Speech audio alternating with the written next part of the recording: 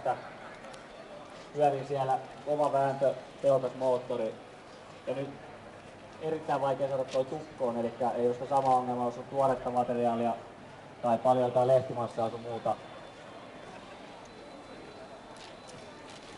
Jälki, mitä tää tekee, on tän näköistä. Tulkaa ihmeessä lähemmästä vaan kattoo. Eli se on leikannut sen ja sen jälkeen se on murskannut sen. Tää on aivan tämmöstä haitaria. Nyt siellä pääsee sitten happi ja vesi ja mikrobit pyörimään välissä. Erittäin hyvä kompostiin kateaineeksi.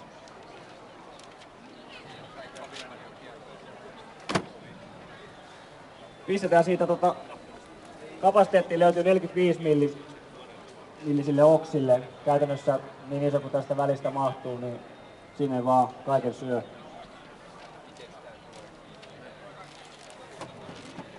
Ja tää on melko iso tää syöttöaukko.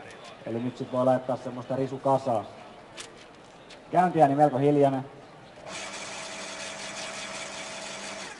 Totta kai kuivat oksat, niin jonkunlaista ääntä pitää.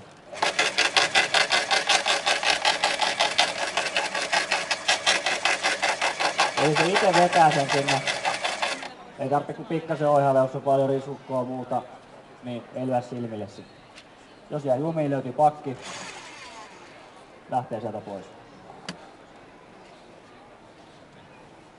Olisiko siinä ollut kysymyksiä? Niin paljon tuolla hintaa oli? On noin 500 €. Ei riippuen liikkeestä. Pikkasen joo. Täällä saat 400. Löytyy sitten pienemmän kapasiteetin malli. Sopii sitten paremmin esimerkiksi 10 amperin syökkiä. Tässä on tämä tuotemerkki AXT25TC. AXT25TC, kyllä. All right, kiitoksia.